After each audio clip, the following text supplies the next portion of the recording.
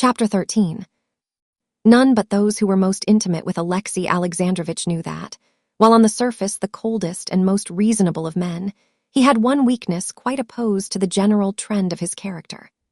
Alexei Alexandrovich could not hear or see a child or woman crying without being moved. The sight of tears threw him into a state of nervous agitation, and he utterly lost all power of reflection.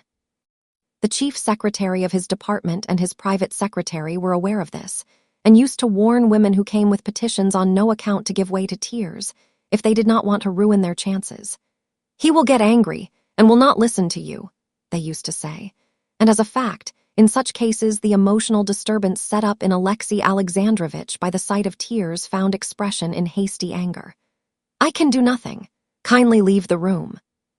He would commonly cry in such cases. When returning from the races, Anna had informed him of her relations with Vronsky, and immediately afterwards had burst into tears, hiding her face in her hands. Alexei Alexandrovich, for all the fury aroused in him against her, was aware at the same time of a rush of that emotional disturbance always produced in him by tears. Conscious of it, and conscious that any expression of his feelings at that minute would be out of keeping with the position, he tried to suppress every manifestation of life in himself, and so neither stirred nor looked at her. This was what had caused that strange expression of death-like rigidity in his face which had so impressed Anna. When they reached the house, he helped her to get out of the carriage, and making an effort to master himself, took leave of her with his usual urbanity, and uttered that phrase that bound him to nothing. He said that tomorrow he would let her know his decision. His wife's words, confirming his worst suspicions, had sent a cruel pang to the heart of Alexei Alexandrovich. That pang was intensified by the strange feeling of physical pity for her set up by her tears. But when he was all alone in the carriage, Alexei Alexandrovich, to his surprise and delight, felt complete relief both from this pity and from the doubts and agonies of jealousy. He experienced the sensations of a man who has had a tooth out after suffering long from toothache. After a fearful agony and a sense of something huge, bigger than the head itself, being torn out of his jaw, the sufferer, hardly able to believe in his own good luck, feels all at once that what has so long poisoned his existence and enchained his attention exists no longer, and that he can live and think again, and take interest in other things besides his tooth. This feeling Alexei Alexandrovich was experiencing. The agony had been strange and terrible, but now it was over. He felt that he could live again and think of something other than his wife. "No honor, no heart, no religion, a corrupt woman. I always knew it and always saw it, though I tried to deceive myself to spare her," he said to himself. And it actually seemed to him that he always had seen it. He recalled incidents of their past life, in which he had never seen anything wrong before. Now these incidents proved clearly that she had always been a corrupt woman. "I made a mistake in linking my life to hers, but there was nothing wrong in my mistake, and so I cannot be unhappy. It's not I that am to blame," he told himself, but I have nothing to do with her. She does not exist for me." Everything relating to her and her son, towards whom his sentiments were as much changed as towards her, ceased to interest him. The only thing that interested him now was the question of in what way he could best, with most propriety and comfort for himself, and thus with most justice, extricate himself from the mud with which she had spattered him in her fall, and then proceed along his path of active, honorable, and useful existence. "I cannot be made unhappy by the fact that a contemptible woman has committed a crime. I have only to find the best way out of the difficult position in which she has placed me, and I shall find it," he said to himself, frowning more and more. "I'm not the first nor the last."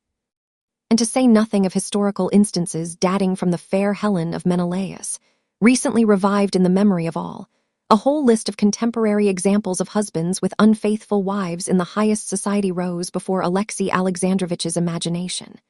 Daryelov, Poltavsky, Prince Karabanov, Count Paskudin, Dram. Yes, even Dram, such an honest, capable fellow. Semyonov, Tichagin, Siganin, Alexei Alexandrovich remembered. Admitting that a certain quite irrational ridicule falls to the lot of these men, yet I never saw anything but a misfortune in it, and always felt sympathy for it, Alexei Alexandrovich said to himself, though indeed this was not the fact, and he had never felt sympathy for misfortunes of that kind. But the more frequently he had heard of instances of unfaithful wives betraying their husbands, the more highly he had thought of himself. It is a misfortune which may befall anyone. And this misfortune has befallen me. The only thing to be done is to make the best of the position. And he began passing in review the methods of proceeding of men who had been in the same position that he was in. Daryelov fought a duel. The duel had particularly fascinated the thoughts of Alexei Alexandrovich in his youth, just because he was physically a coward and was himself well aware of the fact. Alexei Alexandrovich could not without horror contemplate the idea of a pistol aimed at himself, and had never made use of any weapon in his life. This horror had in his youth set him pondering on dueling and picturing himself in a position in which he would have to expose his life to danger. Having attained success and an established position in the world, he had long ago forgotten this feeling. But the habitual bent of feeling reasserted itself, and dread of his own cowardice proved even now so strong that Alexei Alexandrovich spent a long while thinking over the question of dueling in all its aspects, and hugging the idea of a duel, though he was fully aware beforehand that he would never under any circumstances fight one. There's no doubt our society is still so barbarous. It's not the same in England that very many, and among these were those whose opinion Alexei Alexandrovich particularly valued, look favorably on the duel, but what result is attained by it? Suppose I call him out, Alexei Alexandrovich went on to himself, and vividly picturing the night he would spend after the challenge and the pistol aimed at him, he shuddered and knew that he never would do it. Suppose I call him out. Suppose I am taught, he went on musing, to shoot. I press the trigger, he said to himself, closing his eyes, and it turns out I have killed him, Alexei Alexandrovich said to himself. And he shook his head as though to dispel such silly ideas. What sense is there in murdering a man in order to define one's relation to a guilty wife and son? I should still just as much have to decide what I ought to do with her. But what is more probable and what would doubtless occur? I should be killed or wounded. I, the innocent person, should be the victim, killed or wounded. It's even more senseless. But apart from that, a challenge to fight would be an act hardly honest on my side. Don't I know perfectly well that my friends would never allow me to fight a duel, would never allow the life of a statesman, needed by Russia, to be exposed to danger?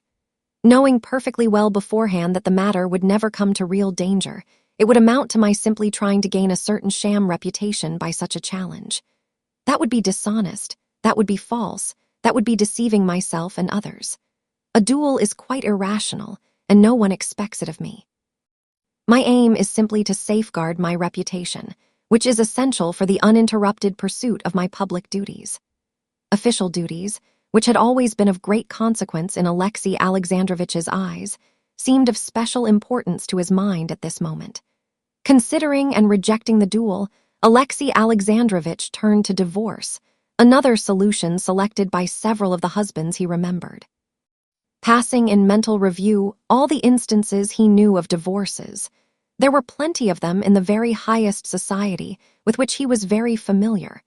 Alexei Alexandrovich could not find a single example in which the object of divorce was that which he had in view. In all these instances, the husband had practically ceded or sold his unfaithful wife, and the very party which, being in fault, had not the right to contract a fresh marriage, had formed counterfeit, pseudo-matrimonial ties with a self-styled husband.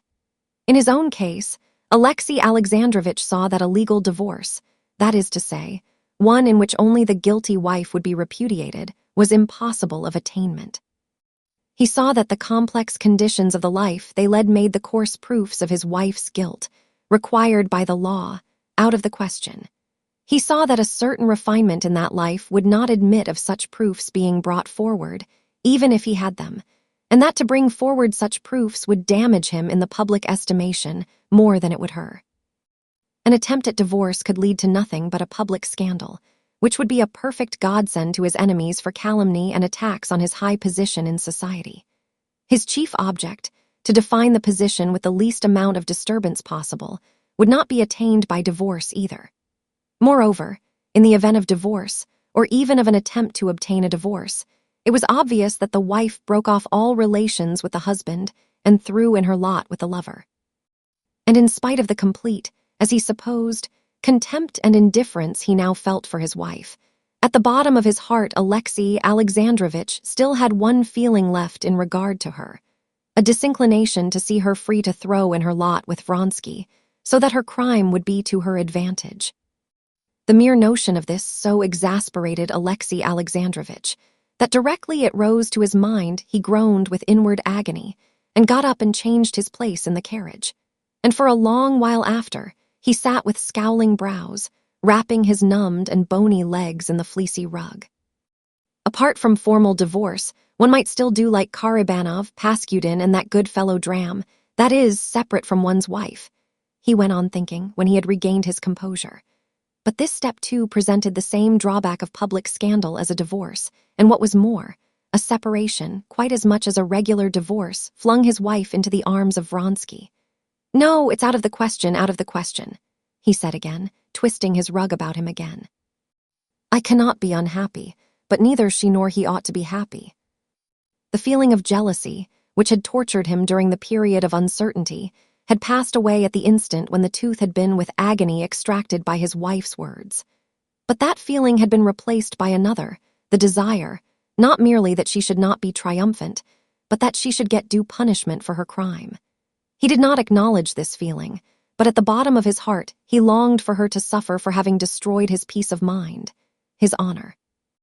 And going once again over the conditions inseparable from a duel, a divorce, a separation, and once again rejecting them, Alexei Alexandrovich felt convinced that there was only one solution: to keep her with him, concealing what had happened from the world, and using every measure in his power to break off the intrigue, and still more, though this he did not admit to himself, to punish her. "I must inform her of my conclusion, that thinking over the terrible position in which she has placed her family, all other solutions will be worse for both sides than an external status quo, and that such I agree to retain, on the strict condition of obedience on her part to my wishes, that is to say, cessation of all intercourse with her lover." When this decision had been finally adopted, another weighty consideration occurred to Alexei Alexandrovich in support of it. "By such a course only shall I be acting in accordance with the dictates of religion," he told himself. "In adopting this course, I am not casting off a guilty wife, but giving her a chance of amendment, and indeed, difficult as the task will be to me, I shall devote part of my energies to her reformation and salvation." Though Alexei Alexandrovich was perfectly aware that he could not exert any moral influence over his wife, that such an attempt at reformation could lead to nothing but falsity. Though in passing through these difficult moments, he had not once thought of seeking guidance in religion, yet now, when his conclusion corresponded, as it seemed to him, with the requirements of religion, this religious sanction to his decision gave him complete satisfaction, and to some extent restored his peace of mind. He was pleased to think that, even in such an important crisis in life, no one would be able to say that he had not acted in accordance with the principles of that religion whose banner he had always held aloft amid the general coolness and indifference. As he pondered over subsequent developments, Alexei Alexandrovich did not see, indeed, why his relations with his wife should not remain practically the same as before. No doubt she could never regain his esteem, but there was not, and there could not be, any sort of reason that his existence should be troubled, and that he should suffer because she was a bad and faithless wife. Yes, time will pass, time which arranges all things, and the old relations will be re-established. Alexei Alexandrovich told himself, so far re-established, that is, that I shall not be sensible of a break in the continuity of my life. She is bound to be unhappy, but I am not to blame, and so I cannot be unhappy.